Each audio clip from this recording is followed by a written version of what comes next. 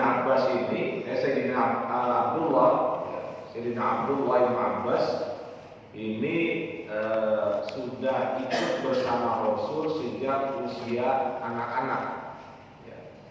Jadi beliau mengikuti Rasul, ya, termasuk di saat hijrah ke Madinah. Ya. Usianya masih sangat muda, 9 tahun. Ya. Dan dia banyak membantu Rasulullah dalam keseharian beliau, ya. Maka Rasul kemudian mendoakan Abdullah bin Abbas dengan doa agar Allah memberikan pemahaman kepada beliau tentang Nabi, ya, pasti dikabul oleh Allah SWT. Maka Abdullah bin Abbas dia sangat memahami Al-Quran, ya. Bahkan setelah Rasul sebagai orang yang menafsirkan Al-Quran melalui sabda-sabdanya, Abdullah bin Abbas adalah mufassir yang pertama setelah Rasul, ya. Nah, itu ketika Allah menurunkan ayat idza jaa nasrullahi wal fath, an-nasr itu ra'aitan nas yadkhuluna fi dinillahi afwaja dan seterusnya, itu orang pada bertanya, ini kan surah ini isinya sangat unik gitu, ya, tentang perkembangan Islam. Makanya orang pada bertanya itu, para sahabat bertanya, ini apa maksud ayat ini? Gitu, ya. Kemudian ya yang Sayyidina Umar nggak tahu, gitu, ya. Kemudian ketika ditanyakan kepada Abdullah bin Abbas, beliau mengatakan surah ini sebagai sebagai indikasi, ya, bahwa nggak lama lagi Rasul akan meninggal dunia. Dan benar, ya, tidak lama setelah surah itu turun, Rasul pun wafat. Jadi beliau ini memang orang yang pertama kali menafsirkan Al-Quran. Sangat pandai beliau pada doa Rasul.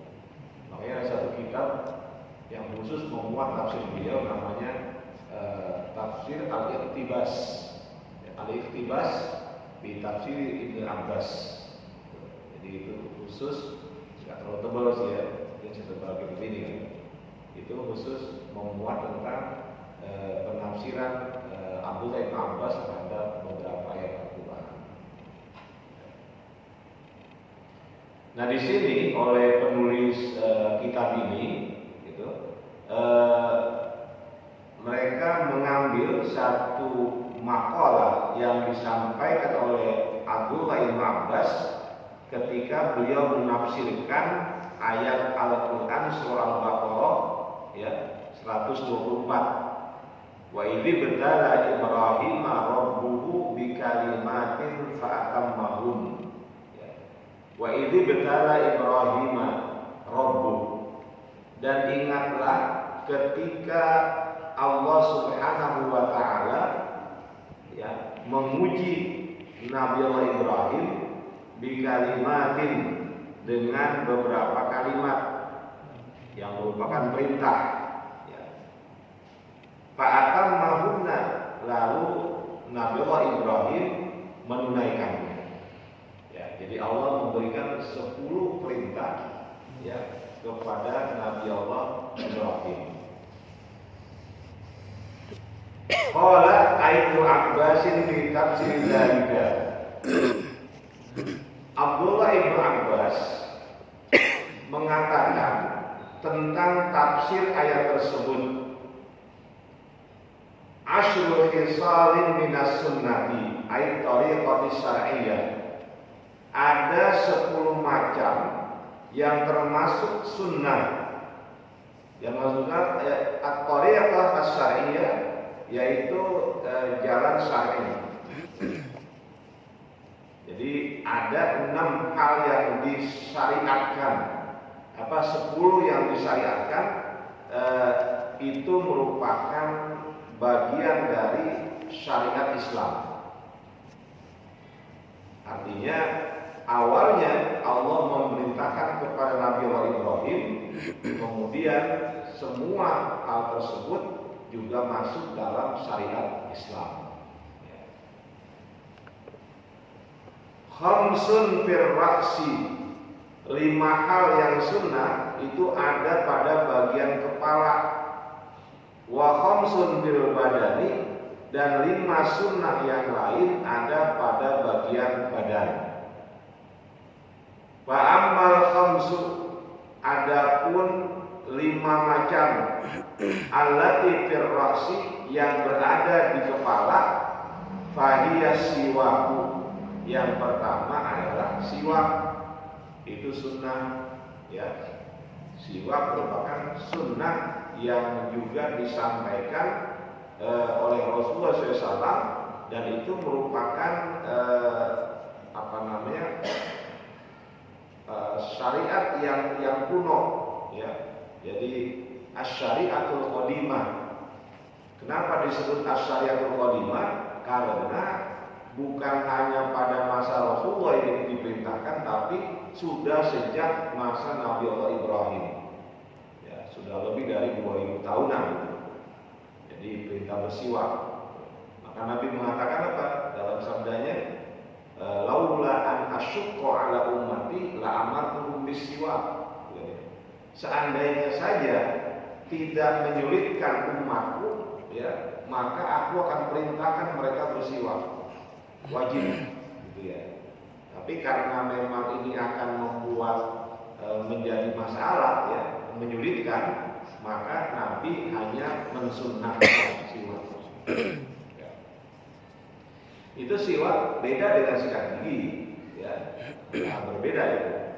Ya, walaupun mungkin ada sebagian manfaat yang sama, tapi pada prinsip beda. Ya. Artinya siwak ini kan tidak hanya ketika kita mau tidur, gitu ya, ketika kita habis makan, kan kayak gitu. Tapi siwak ini disunahkan pada banyak hal, termasuk ketika membaca Quran, siwak sunnah. Ketika mau mengkaji ilmu, itu disunahkan siwak. Ketika mau wudhu, disunahkan siwak. Ya. Ketika mau sholat, disunahkan siwak. Ini kan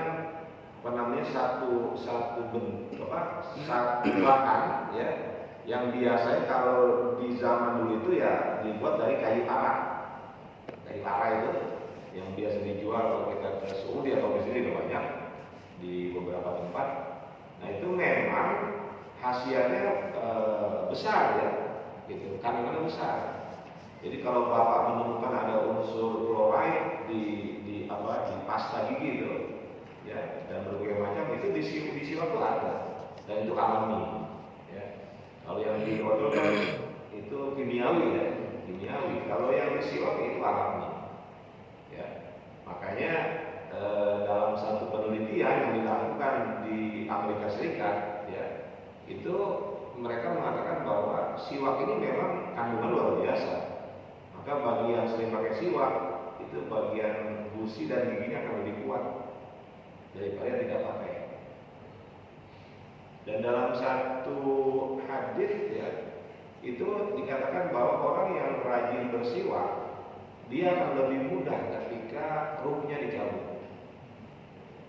Ya, itu diantara manfaat, ya, manfaat dari siwak.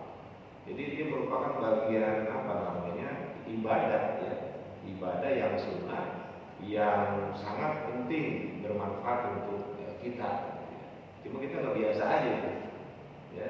Bagi kalangan tertentu, para kiai itu biasa, mau sholat siwak dulu, dan seterusnya. Mau mengkaji kitab, membaca Quran, itu siwak dulu. Ini siwak disunahkan. Ya. Kemudian wal madmadatu, ya, berkumur. Ini pun berkumur disunahkan. Maka ada dalam wudu, kan? Dalam wudu itu ada berkumur. Itu dari Nabi Allah Ibrahim, ya, disyariatkan sejak Nabi Allah Ibrahim berkumur. Madmadah, ya, secara kesehatan, ya, dia jelas sangat sehat. Mungkin bagi yang pernah membaca bukunya Profesor Hembing, ya, itu bisa mendapatkan hal macam ini. Jadi beliau meneliti memang yaitu menyehatkan. Bahkan lebih lanjut beliau katakan dalam bukunya, ada buku khusus Hembing itu, ya, gerakan sholat itu semua punya nilai kesehatan, ya, mulai dari takbir semuanya tidak ada satupun yang tidak punya nilai untuk kesehatan badan. Itu penelitian beliau ya, saudara yang luar biasa. Kemudian istinsyak memasukkan air ke dalam hidung, tapi disempretkan lagi. Jadi masuk sedikit, sempret.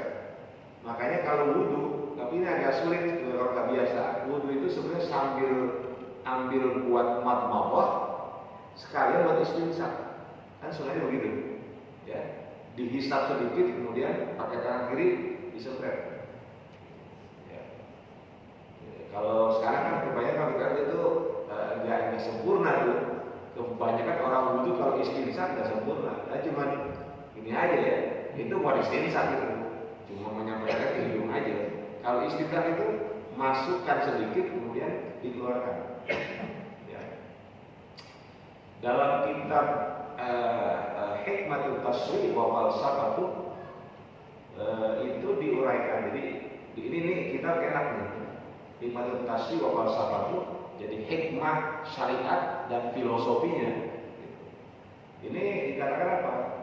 Bahwa orang yang rajin wudhu, ya, sempurna istinsyaknya, kata peneliti itu Profesor Ismail, itu beliau katakan apa? Nggak mungkin, ya, insya Allah nggak mungkin akan terkena penyakit flu. Jauh dari virus, ya, jauh dari virus. Sebetulnya urusan virus itu, ya, kalau dia mengatakan dengan wudhu itu cukup, iya, dengan catatan benar wudhunya. Jadi ketika dia istinsyak, dia hisap sedikit, airnya disempretkan. Itu ada di kitab Hikmatul Tasrif wa Falsafatuh. Jadi apa namanya, hikmah syariat dan filosofinya. Wa qassus syari'i, ya, kemudian yang juga termasuk sunnah Nabi Ibrahim adalah menggunting kumis. Jadi kumis digunting, ya. Kenapa? Ini kumis-kumis yang tebal, gitu ya.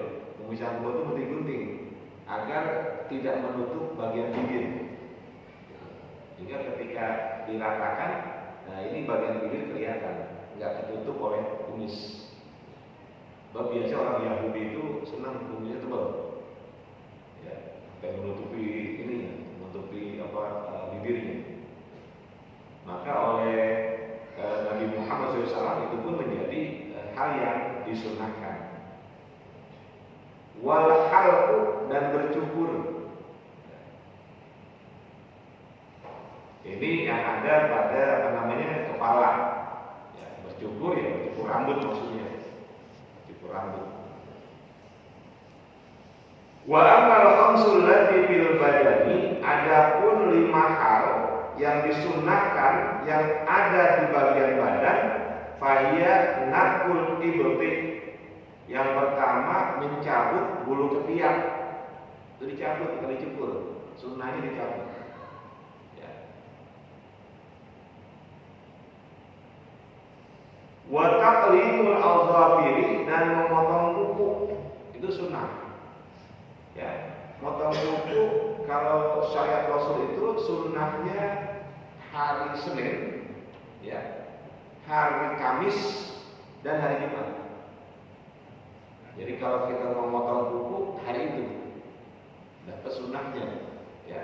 Jadi Senin itu dari mulai, ya, masuk hari Senin lah, malam jadi maghrib itu kan udah masuk tuh, ya, maghrib itu udah masuk, minggu maghrib itu ada Senin, ya, kemudian sampai maghrib berikutnya kan, itu sunnah. Kemudian Kamis, ya, dan Jumat. Bagaimana cara menggunting kuku? Ini Imam Ghazali, ya, mengajarkan sesuai dengan tuntunan Rasul, itu dimulai dari tangan kanan, dimulai dari telunjuk, jari tengah, jari manis, kelingking, jempol. Ya. Kemudian yang kedua tangan kiri, kelingking, jari manis, jari tengah, telunjuk, jempol. Itu urutannya begitu. Jari kaki dari kelingking kanan, ya, jari manis yang kanan, terus jari tengah, ya, telunjuk kaki dan jempol. Terus jempol kiri, telunjuk kiri, ya, jari tengah kiri, jari manis kiri, kelingking. Jadi dari kelingking berakhir di kelingking. Nah, itu semuanya begitu, ya. Bayangin kan, Islam itu urusan kayak begitu, ya, sampai diatur, gitu. Ya, yang remeh-temeh kayak begitu itu diatur. Ini loh yang benar, gitu ya. Gitu. Jadi nggak sembarangan, kadang tertib, gitu ya, tertib sekali. Wahal ula adati dan mencukur bulu kemaluan, ya. Wal khitan dan khitan sunat itu disunahkan, ya. Khitan itu disunahkan. Nanti baru kita lihat banyak manfaatnya. Maka ada satu riwayat Abdullah Ibrahim itu kan sunat usianya udah kuat, ya. Usia sudah dewasa, datang perintah untuk khitan. Maka beliaulah orang yang pertama yang dikhitan. Ya. Mungkin udah seusia kita baru dikhitan seperti itu. Khitan ini secara kesehatan ya sangat sehat, ya. Mungkin bapak-bapak sudah pada paham itu. Khitan itu kan dia akan membuat alat kelamin jadi bersih. Karena kalau tidak dikhitan itu, kalau buang air kecil itu nggak akan selesai. Artinya ada yang mengendap di situ, di ujung. Itu kalau nggak dibersihin kanker itu, kan gitu ya, tidak kanker. Makanya dipotong bagian ujungnya sehingga bersih semuanya. Kalau buang air nggak ada yang nyangkut lagi. Ya itu sunnah. Ya boleh sih nggak sunnah, boleh nggak sunnah, nggak khitan, tapi berat, ya. Kenapa? Kalau mau wudu dibuka dulu. Ya, kalau mau wudu dulu tuh. Kalau nggak khitan dulu, umpamanya ada orang nggak mau khitan, nah dia nggak bisa sholat, ya. Maka dia ketika mau wudu dibuka dulu, di kulumnya dibuka, dibersihin, baru dia wudu. Karena masih ada najis di situ. Makanya anak kecil laki-laki bawalah ke masjid mushola kalau udah sunat. Kenapa begitu? Secara fikih, kalau dia belum disunat berarti dia bawa najis. Ketika dia bawa najis, sholat bersandar pada orang lain, benar najisnya. Sholat yang sebelah nggak sah. Kenapa? Menanggung, ya, dia hamal, menanggung ketika dia umpamanya bersandar pada orang lain, itu berarti apa? Orang lain terkena efeknya dari najis yang dia bawa. Ya, sama aja kita sholat ngantongin bangke, ya kan? Nggak bisa. Gitu ya.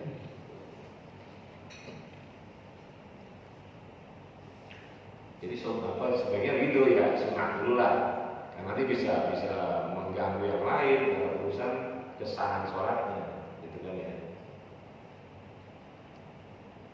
Wal istinja'u, dan yang kelima yang ada pada bagian badan adalah istinja, ya, membersihkan diri ketika kita buang air kecil atau buang air besar. Wa nazzama ba'duhu min khisal al-fitrati allati btuliya biha Ibrahim alaihi salam fi hadaini al-baitaini min bahth tawil. Sebagian ulama menyusun khisal al-fitrati, ya, jenis yang merupakan sesuatu yang fitrah, ya, sesuatu yang memang sesuai dengan asal muasal penciptaan manusia. Yang 10 tadi itu ya, yang ada di kepala dan ada di bagian badan. Nah itu merupakan khisalul fitrah. Itu satu fitrah, ya, kesekian. Allati btuliya bi Ibrahim, di mana hal yang fitrah tadi diujikan kepada Nabi Ibrahim alaihissalam, ya, Di mana disusunnya untuk lebih memudahkan mengetahui yang 10 ini, fi hadainil baitaini, pada 2 bait ini, min bahri tawil, dari bahar tawil. Ini mungkin jangan paham ya. Bahar tawil ini namanya ilmu arud. Itu dalam sastra Arab itu memang ada namanya bahar. Bahar itu kan laut, gelombang. Jadi dibuat ada kayak irama gitu. Itu bahar. Jadi karena dia kalau laut kan laut bergelombang gitu. Jadi kayak begitu. Nanti ada bahar tawil, ada bahar rojas, ya, dan banyak lagi itu bahar-bahar itu. Nanti dia beda-beda cara bacanya. Nah di sini pakainya bahar tawil, ya. Tamar madu, ya, wastinsaku qasun lisaidi, dawa musiwakin wahfazil farqa lisyahri. Atau lisyahri. Hitanun wa natul ibtihalkun bi'anabi, itu pikiran gitu. Tamat ma duwastin sa qasun bisyahri, dawamu siwakin wa wazil far walis sya'ri. Hitanun wa natul ibtihalkun bi'anatin, walatan sa istinja wal qalbu wizzofi. Itu bahar tawil, ya. Jadi itu biasa tuh orang-orang ulama dulu karena memang kuat dengan sastranya, maka banyak yang dibuat nazom agar gampang dihafal, ya. Nah dalam ilmu nahwu ada namanya nazom alfiyah 1000 bait yang di situ memuat semua kaidah bahasa Arab, ya. Makanya kalau di pondok pesantren itu alfiyah, mau udah kenal bener kan, alfiyah Ibnu Malik itu wajib hafal, gitu. Nanti baru tingkat berikutnya memahami. Nah kalau udah hafal semua dalil nahwu sharaf ada di situ, ya. Dan kalau diambil kan ada 1000, ya, ada 1000. Nanti ada lagi alfiyah Ibnu Mu'ti, ya. Ibnu Mu'ti itu lebih dulu dia, lebih awal. Nah itu anak-anak kita dah mudah-mudahan ya, anak-anak kita, cucu kita, dia bisa mengkaji tentang alfiyah. Nah selesai untuk makalah yang ke-24. Sekarang kita masuk makalah yang ke-25. Wal maqalatul khamisatu wa 'ishruna, makalah yang ke-25, Ali bin Abbas radhiyallahu anhuma, juga bersumber dari nasihat Abdullah bin Abbas, mudah-mudahan Allah meridhoi keduanya. Qala, dia mengatakan, man shalla 'ala nabi marratan wahidatan sallallahu alaihi asyran. Barang siapa yang bersolawat kepada Nabi 1 kali, maka Allah akan memberikan rahmat, ya, kepadanya 10 rahmat. Jadi 1 kali kita sholawat, Allah akan memberikan imbalan 10 rahmat yang diberikan pada kita. Ya, ini sholawat ini sangat penting, ya. Sederhana. Bahkan kalau hanya sallallahu alaihi Muhammad pun jadi sholawat Jibril, ya. Itu ada yang ngamalin sehari 3000, macam-macam itu, ya. Itu banyak nanti faedah yang didapat. Kan enggak baik sallallahu alaihi Muhammad, sallallahu Muhammad, sallallahu Muhammad. Itu kalau ukuran 3000 ya paling hanya berapa saat itu, ya. Nah terkait dengan sholawat, saya coba ambil kitab yang lain, ya. Di sini ada Abdullah bin Abbas sudah menjelaskan bahwa orang yang bersolawat kepada Rasul dia mendapatkan 10 rahmat. Padahal kata Sayyidina Ali, dengan 1 rahmat saja yang Allah berikan pada kita itu sudah luar biasa. Ini 10 rahmat. Coba saya baca ya. Ittafaqal ulama'u ala anna jami'al a'mali minhal maqbul wal mardud. Para ulama bersepakat bahwa semua amal, ya, semua amal yang dilakukan itu bisa diterima, bisa ditolak. Kita sholat bisa ditolak, kita sedekah bisa diterima, bisa ditolak. Ya, apapun yang kita lakukan, perbuatan-perbuatan baik itu bisa 2 kemungkinan, diterima atau ditolak. Ya. Ini sepakati semua ulama. Illa sholata ala Nabi SAW, kecuali sholawat kepada Rasul. Kenapa? Fa innaha maqtu'un bi qabuliha, maka sholawat itu sudah dipastikan pasti diterima, nggak ada ditolak ya oleh Allah SWT. Kenapa? Ikraman lahu sallallahu alaihi wasallam, karena memuliakan Rasulullah SAW. Ya, jadi ini sesuatu yang sebetulnya kita harus manfaatkan gitu ya. Sholawat perbanyak sholawat, setiap hari sholawat. Kenapa? Karena nggak ada satupun sholawat yang ditolak oleh Allah Subhanahu Wa Taala. Gitu ya. Yang lain kita ibadah segala macam kemungkinan ditolak itu ya. Tapi ketika kita bersholawat nggak akan mungkin ditolak. Itu sepakat semua ulama begitu. Ya. Bahkan kalau kita sholawat ingin dipuji orang, tetap aja berpahala. Coba dah Bapak begini, Bapak sholat lalu dengan tujuan riya agar mendapatkan pujian orang lain, habis sudah sholatnya. Tapi ketika Bapak bersholawat dengan umpamanya dengan nada yang merdu gitu, ingin dipuji orang, nggak ada masalah.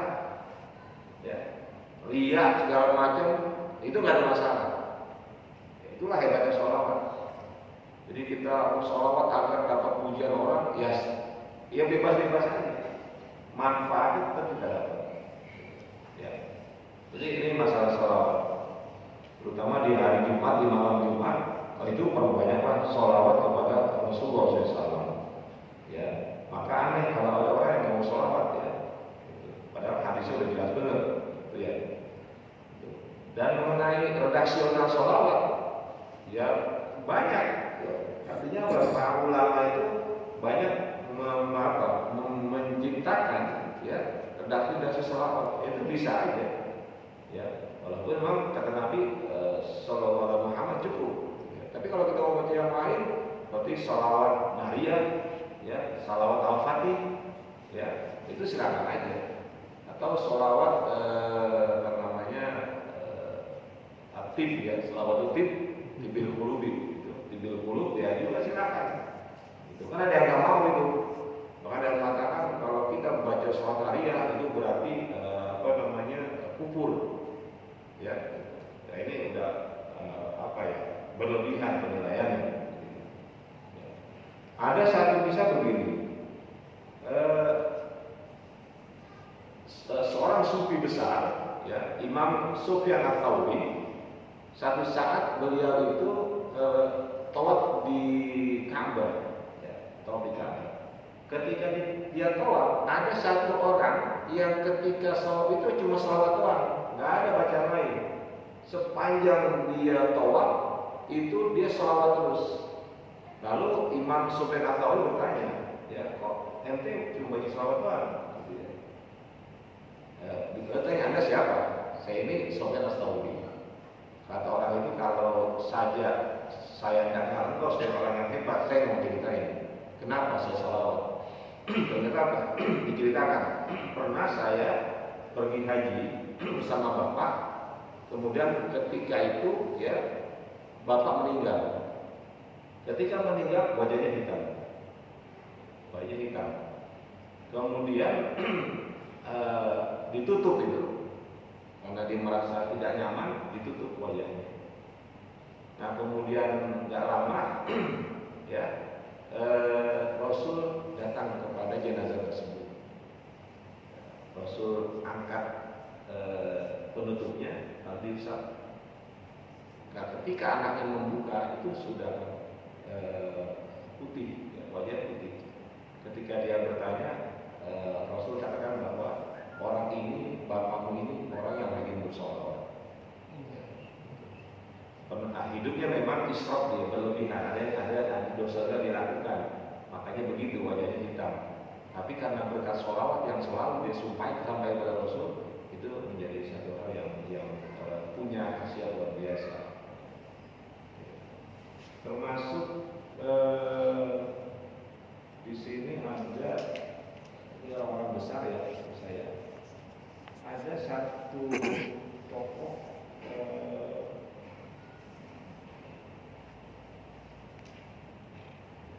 Abul Abbas Al-Mursi. Abul Abbas Al-Mursi ini murid dari Abul Hasan As-Sadili, ya, tokoh yang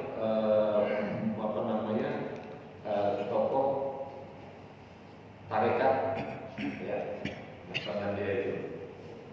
Jadi beliau ini dalam kisahnya ini beliau itu kalau mengucapkan salam kepada Rasul selalu dia dengar Rasul menjawab. Ya, mungkin bagi kalangan tertentu ini hampir-hampir pakai begitu, gitu ya. Saking dekatnya dia dengan Rasul dengan sholawatnya, maka ketika dia menyampaikan salam pada Rasul, itu dia dengar Rasul menjawab salam. Ya. Maka orang ini ada yang mempertanyakan begini, ya.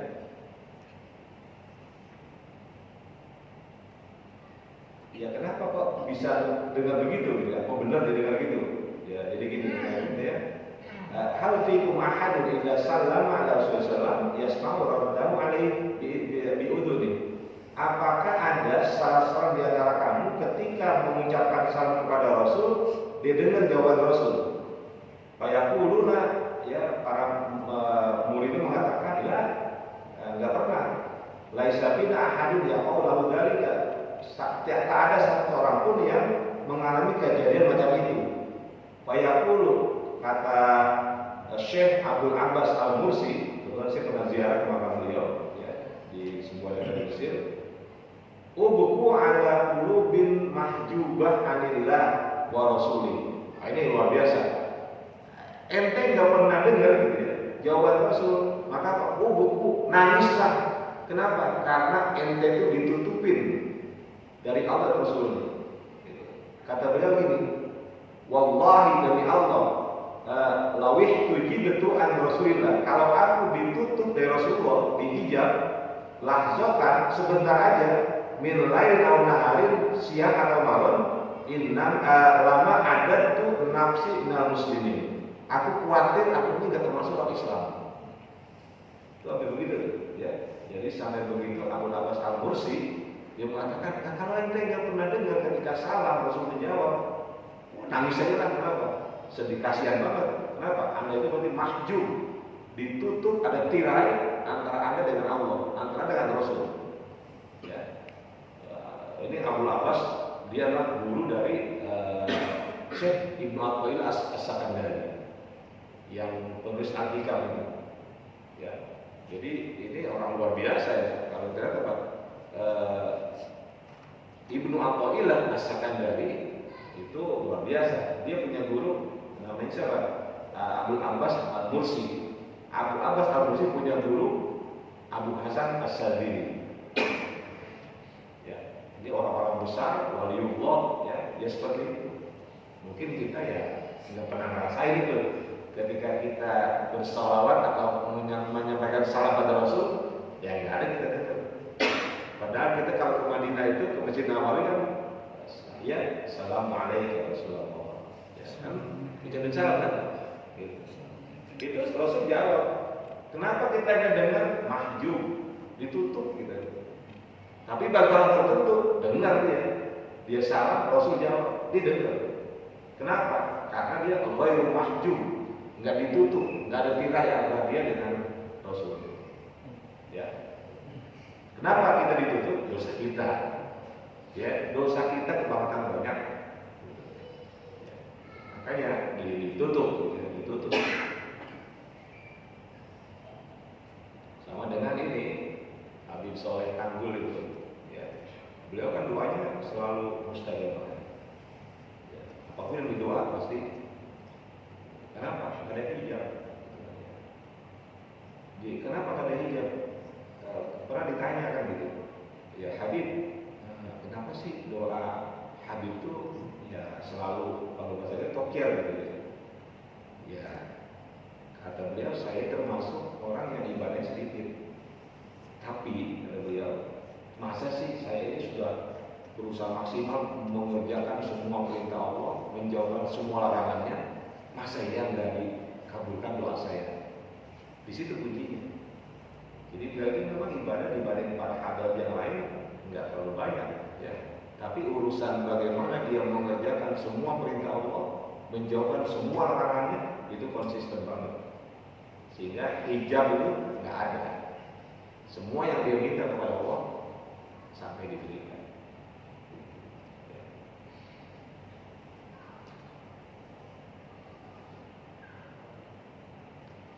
Dan itu mengenai sholawat ya. Jadi ini satu apa namanya, satu hal yang mesti kita ingat, berarti kita harus banyak membaca sholawat. Itu ya.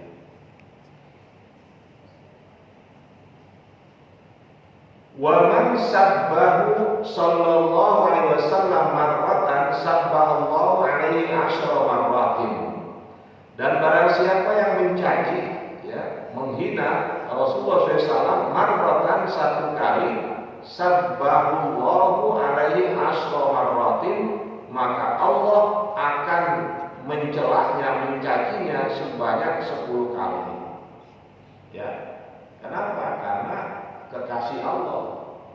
Siapapun yang memusuhi kekasih Allah itu akan mendapatkan apa namanya? Ya, sesuatu yang tidak mengenakan. Ya. Jadi para Rasul ya, para Nabi, para waliullah, kalau kita memusuhi waliullah sama kita memusuhi Allah. Ya. Maka ketika kita mencaci Rasulullah sama dengan mencaci Allah Subhanahu wa taala. Makanya kalau di sini kan agak lebih lembut di sini ya. Kalau di Pakistan itu keras banget. Jangan coba-coba. Orang ada namanya Muhammad, walaupun nama orang di kartu nama, tapi ada nama Muhammad, umpamanya Muhammad Siddiq gitu ya. Lalu kita lempar kartu tersebut ke tempat yang tidak layak, habis kita. Sebab apa? Mereka memang itu penghinaan pada Rasulullah SAW. Karena ada nama Muhammad di situ.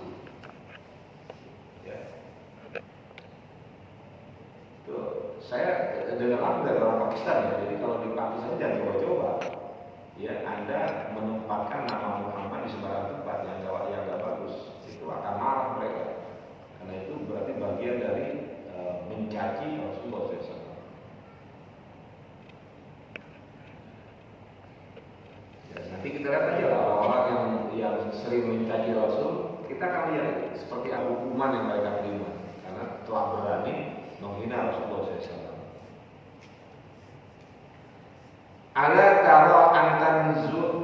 taro ingatlah ya taro ay tanzuru, jadi ingatlah atau hendaklah engkau melihat, engkau memandang fi qoulihi ta'ala, pada firman Allah Ta'ala lil Walid ibn Mughirah laknatullahi alaihi, untuk Walid ibn Mughirah, mudah-mudahan Allah selalu melaknatnya, hina sabban nabiyya marratan, ketika dia mencaci Nabi Muhammad SAW satu kali, sabbahallahu asyra marratin, Allah mencacinya sebanyak 10 kali. Ini apa namanya, tokoh Walid bin Mughirah ya. Dan dia langsung itu diazab oleh Allah Subhanahu wa taala ya, dengan cara yang sangat hina, karena dia telah berani mencaci Rasulullah SAW.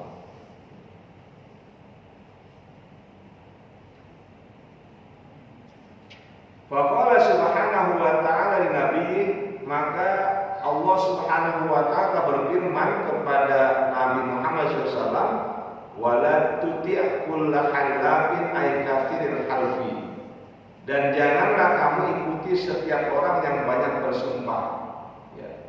Mahinin, lagi hina, ay khafirin fit tadbir, yaitu hina dalam berpikir. Hamazin ay kafirin, yaitu orang yang banyak mencela ya, ay kafiril ghibati, banyak melakukan gunjing atau ghibah. Masya'in bin namim, yaitu orang yang kian kemari kesana kemari menghambur fitnah. Ay kafirin naqlil kalam min qaumin ila qaumin, yaitu banyak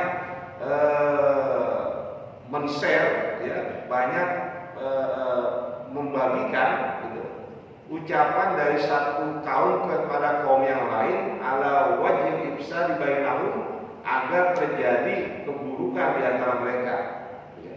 Jadi ini namimah namanya, memfitnah. Jadi ke sana dia ngomong A, ke kelompok lain ngomong B. Itu namanya namimah. Dan di sini Allah mengingatkan kepada nabinya jangan melakukan hal-hal semacam itu. Ya. Manahin lil khairi, yaitu menghalangi kebaikan. Ayat katsirul manil nasi min dukhuli fi dinil Islam, yaitu banyak melakukan penghalangan gitu, kepada banyak orang untuk masuk ke dalam agama Islam. Ini semuanya sifat-sifat tercela yang harus dihindari. Mu'tadin air zalumin, bertindak zalim, ya, melampaui batas. Athimin, banyak berbuat dosa. Air mubalikin bil itsmi, berlebihan dalam berbuat dosa. Utulin air mutakabbirin, bersifat mutakabir, ya, bengis. Ba'da dzalika, ya, setelah itu. Jadi air mutakabir sombong, utulin. Ba'da dzalika air ma'a dzalika uyub, setelah melakukan semua aib-aib tadi yang di atas tadi, halal mahim, hamazin, masyain binamin. Nah itu apa? Kemudian yang paling puncaknya adalah utulin, artinya bersikap takabur. Ba'da dzalika, setelah melakukan hal-hal yang disebut di atas. Zanimin, ya, aid da'i mansubin ila ghairil haq, yakni menyertai kejelekan-kejelekan itu yang dilakukan keturunannya, yakni yang mengaku keturunan orang yang bukan bapaknya. Nah ini kenapa begitu? Al walidu idda'ahul mughirah bi annahu waladu wal halu annahu waladu ra'i bi tariqiz zina. Ya, walid diaku keturunan oleh Al-Mughirah dengan mengaku sebagai anaknya, padahal dirinya adalah anak penggembala dengan cara berzina. Jadi ini apa namanya, Walid ini Walid bin Mughirah, padahal dia bukan Walid bin Mughirah, bapaknya bukan Mughirah, dia itu hasil dari perzinahan. Ya, makanya kelakuannya yang kayak begitu, ya, kelakuannya hamaz, ya, kemudian manai, lukai dan seterusnya. Itu kelakuan orang-orang yang apa namanya, membenci Rasulullah SAW.